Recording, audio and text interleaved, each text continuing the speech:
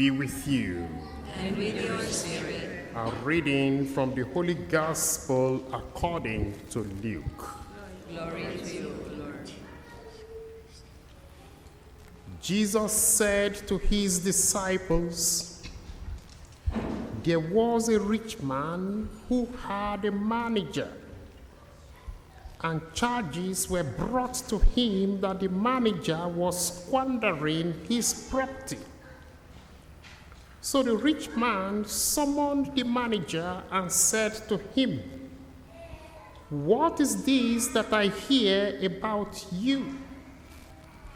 Give me an accounting of your management, because you cannot be my manager any longer.' Then the manager said to himself, 'What will I do now that my master is taking the position away from me? I am not strong enough to dig, and I am ashamed to beg.' Then he said to himself, 'I have decided what to do so that when I am dismissed as manager, people may welcome me into their homes.'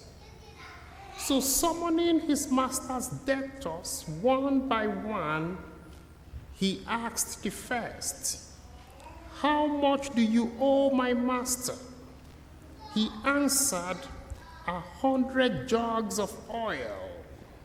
He said to him, 'Take your bill, sit down quickly, and make it 50. Then he asked another, 'And how much do you owe?' He replied, 100 containers of wheat. He said to him, 'Take your bill and make it 80. And the master commended the dishonest manager because he acted shrewdly. For the children of this age are more shrewd in dealing with their own generation than are the children of light. And I tell you, make friends for yourself by means of dishonest wealth, so that when it is gone, they may welcome you into their eternal homes. Whoever is faithful in very little is faithful also in much. And whoever is dishonest in a very little is dishonest also in much. If then you have not been faithful with the dishonest wealth, who will entrust you with true riches? And if you have not been faithful with what belongs to another, who will give you what is your own? No slave can serve two masters, for a slave will either hate the one or love the other, or be devoted to the one and despise the other. You cannot serve God and wealth.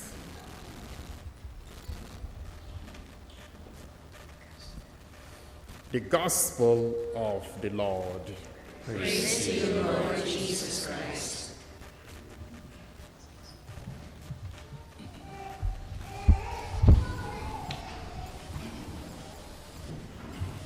Our Gospel reading today is from Luke chapter 16. And this Gospel text is often very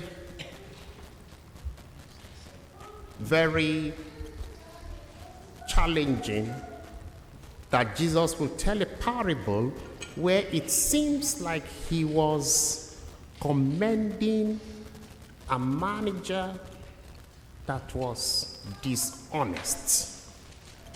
But that is not the understanding that we should have about this text.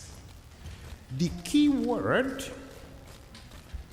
in the whole story is manager. Manager. It says there was a rich man who had a manager. And he put his manager in charge of his property, to manage his property. And it says the manager was squandering the rich man's property. So the first thing we have to understand about this parable is that it's talking about our lives, all of us. God made all of us managers. We are all managers. If we take a stock of everything that has been entrusted to us to manage, we have to understand that it is important to be a good manager. Some of us are managers of family. Some of us are managers of our husband or our wife.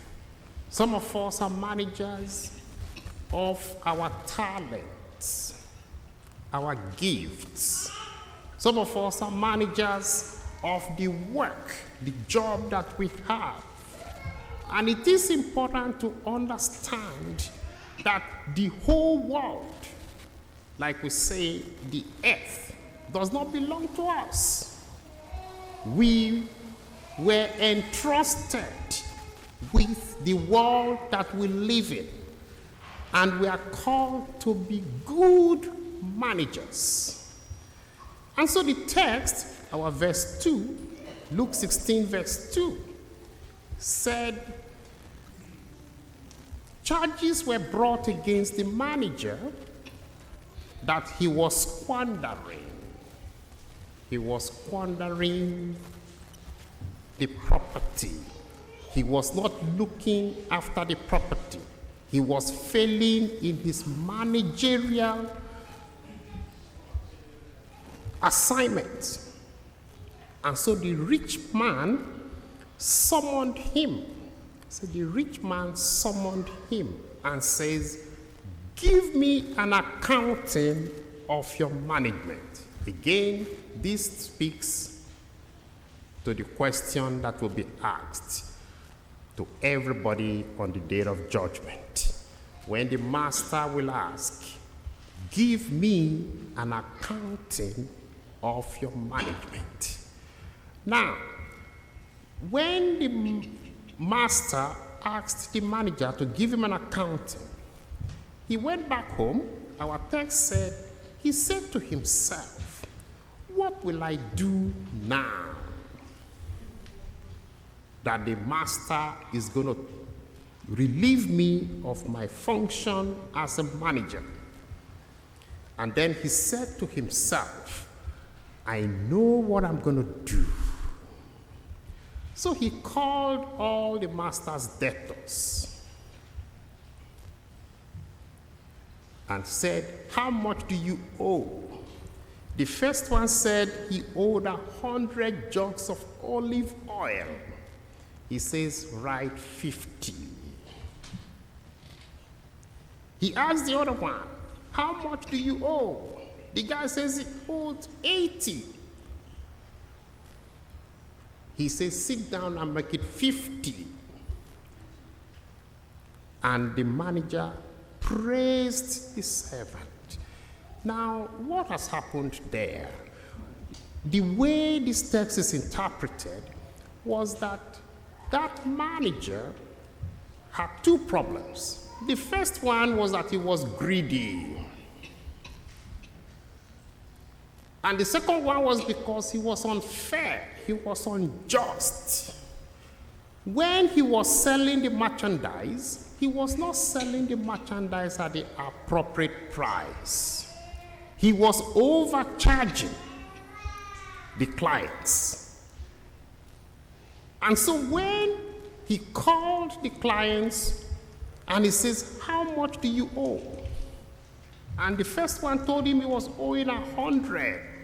He told him to write 50. That is the actual price because the book balanced. His master praised him because the book balanced.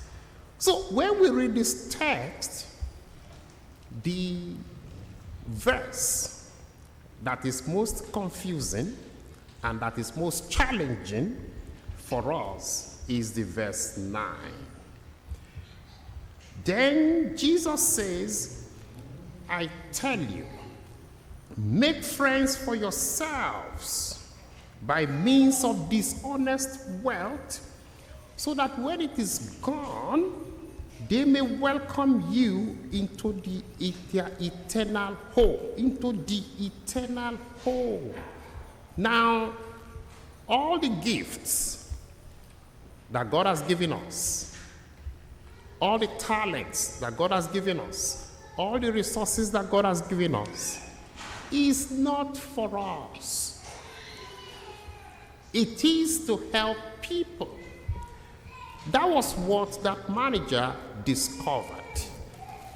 He discovered at the late hour, when he was going to be fired, that what he needed to do was to put his gifts at the service of the clients. And so when he put the gift at the service of the clients,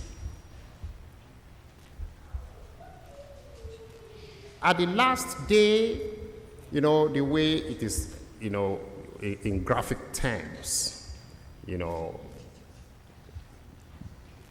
they say when we arrive heaven, St. Peter is going to come out. You knock at the door, and St. Peter will come out,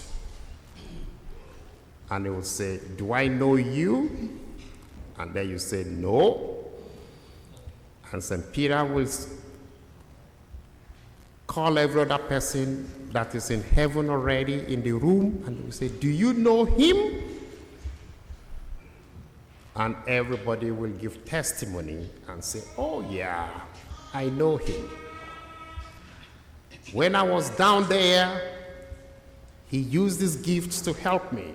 When I was down there, I was owing and he slashed my debt. When I was down there on earth, he was just to me. And so Jesus Christ says, make friends for yourselves now with your gifts, so that they may welcome you into the eternal home. Not into their houses, but he's talking about the eternal home. In other words, people that we know here on earth are going to be the ones to judge. They will tell St. Peter whether we should be admitted in or not. And so Jesus tells this parable to prepare everybody for the reality of when we will be called to give an accounting of our management. And in giving the accounting of our management, it is the testimony of the people that will count. He says, make friends for yourself, the people that we have helped, the people that we have treated fairly, the people that we have used our gifts to serve. They are the ones who will say, yes, I know him, I know her, he did this for me. It is no longer going to be ourselves who will be talking about what we did, but it is the people that we served who will be talking about the good deeds that we did. And so, our text today puts the reality of heaven in front of us. And that heaven, the first question that will be asked is, give me an accounting of your management. And like I said, take a stock of what has been entrusted to us. How are you managing it? How are you using the gifts that God has given? How are you trying to reach out to people that really need our help? Like I said again, God has blessed everybody with gifts, with talents, with time, with resources, with ability. It is important to use them and use them in the correct way. And so the master praised the servant for his shrewdness. You know, the New Testament word for it is fronicus. And he says what that means is work for the kingdom, you know, not just for yourself. Understand that all things shall pass away, but there is one reality that will last. And so the master commended the dishonest steward, and then he says, the children of light.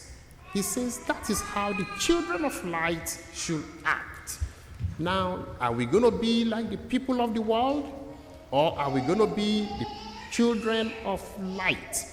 The invitation for all of us is to try to be children of light. Please let us rise and let us pray.